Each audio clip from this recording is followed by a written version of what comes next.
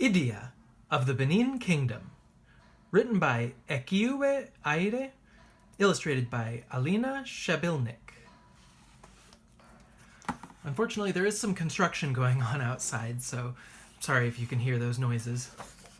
I also am doing my best to pronounce words that aren't in my own language, so I hope you'll forgive me if I mispronounce. To my loving husband, Meata, who has been so supportive throughout this process and has always encouraged me to pursue my passions. To my darling daughters, Aire and Idia, whom I love exceedingly and who inspired me to write this book. Ekiuwa Aire. In the African kingdom of Benin, a young girl named Idia was sleeping. She tossed and turned, her mind full of strange images. In her dream, a woman was fighting in a raging battle. Arrows zipped through the air at her from all directions, but they missed. Her magic charms protected her. Quickly, the dream changed. The battle was over, and the brave woman helped to heal those who were hurt by mixing herbs and potions, and making the wounded fighters feel better with a single touch. Idia woke up with a start. What a strange dream, she thought, as she dressed hurriedly. She had always been fascinated with tales of heroic battles and with magic. But such things did not happen here. The kingdom was peaceful, admired by visitors from all over the world, and its people were happy. Idia's thoughts returned to the dream. Who was that woman? Women did not go to war. What could the dream mean? Idia said good morning to her parents and then ran outside to meet her friend, Adesuwa. Let's hurry, Idia said. I want to get there early. Today was the Ekiuwa festival, a day of celebration in the village of Ugie. There would be food, music, and dancing. Idia couldn't wait. Up the wide, dusty trail, Idia and her friend went skipping and laughing all the way. Slow down, you'll wear yourself out before we get there, warned Adesuwa. Can you do this? Idia asked, rolling her arms and shoulders. She cleverly drummed her feet to the familiar rhythm of the ema, or drum. Idia made it look like such fun that soon Adesuwa danced along the path too. People buzzed with excitement in the center of the village. The Oba, or king, was there. Hands slapped drums. Fires were started to cook the feast. Idia adjusted her beads and greeted all her friends.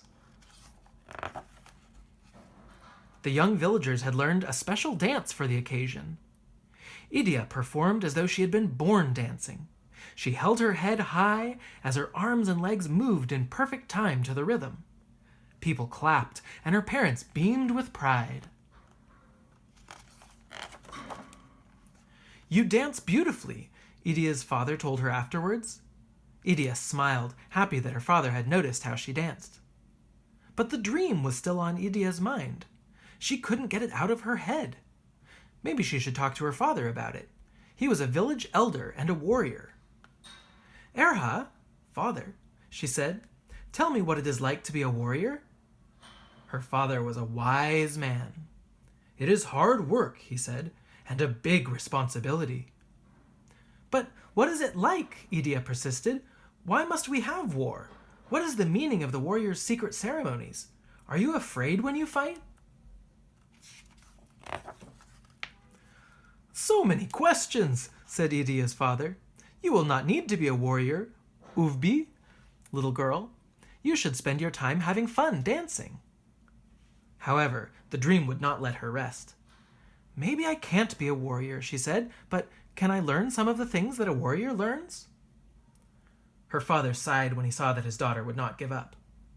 If you agree to keep practicing your dancing, he said, I will talk to you every night about being a warrior. Thank you, cried Idia, delighted. Every day, Idia danced. The more she danced, the better she became. The better she became, the more her father taught her about what it meant to be a warrior. He taught her about battle plans, how to deal with an enemy, and he even let her handle his weapons. Idia remembered all that she was taught, and she also remembered her dream. One day, Idia was helping her mother fetch water. Her mom stopped to gather plants. "Iye, mother, please tell me," she said, "about plants and healing, magic and medicine." Idia's mother knew a lot about these arts. "You are much too young to worry about these things," said her mother. "Please, I want to know," Idia kept asking. Her dream still lingered in her memory. Her mother finally gave in. "You really want to learn about these things?" Idia nodded, proud and sure of herself. "Very well, then," her mother agreed. "Perform your chores properly each day, and I will teach you about medicine and magic." From that day, whatever her mother asked her to do, Idia did. In return, her mother taught her about the gods and about medicine. Many years later, when Idia was older, she was invited to perform another dance with the village's best dancers for the young new Oba. The Oba enjoyed watching the dance. He also noticed Idia's energy, confidence, and rhythm. Do you remember what Oba meant? It's the king. Later, the Oba sent messages to Idia's home. He wanted to marry her. Idia was quiet for days afterwards.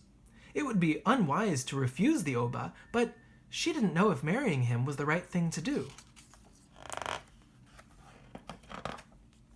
To help them with their decision, Idia's parents summoned a native doctor. He chanted special prayers for protection and wisdom for Idia. He also made 2 deep marks in Idia's forehead, to which he applied special medicines. After the ceremony, Idia fell into a deep sleep. She began to dream.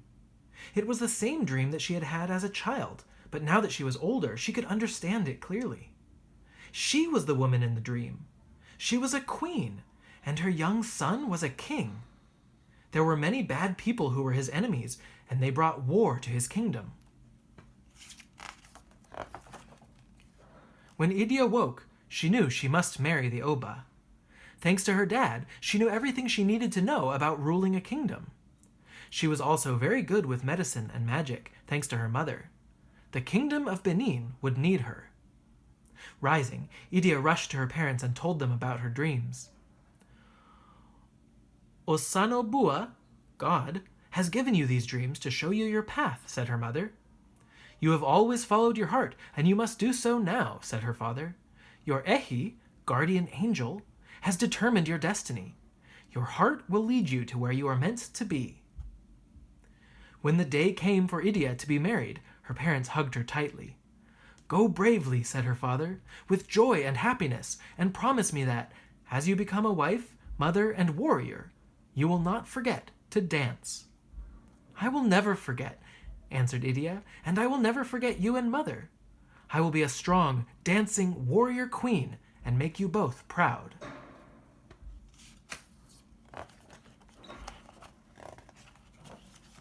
And that is just what she did. She became a queen, a warrior, the first woman to fight for the kingdom, and the first Ioba, queen mother of Benin. And here is some more information about Queen Idia, and about the Edo people, who were the original residents of the Benin Empire. Oh, and a map of Benin. Oh, interesting. So this is the current country of Benin, but it looks like the place that was the center of Benin a long time ago when Queen Idia was around was actually over here in what is now Nigeria. Countries change their borders all the time. We make the borders, and they do end up changing sometimes. Often when it comes to do with queens and warriors, I guess, and kings. But that was Idia of the Benin Kingdom by Ekiuwa, Aire, and Alina Shebilnik. I really like this book, both for the history and also the illustrations I just think are really nice. But this is EDU Kids Space.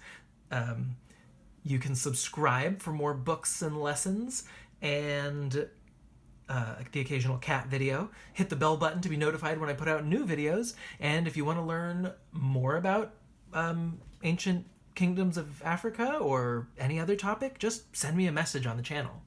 Thanks.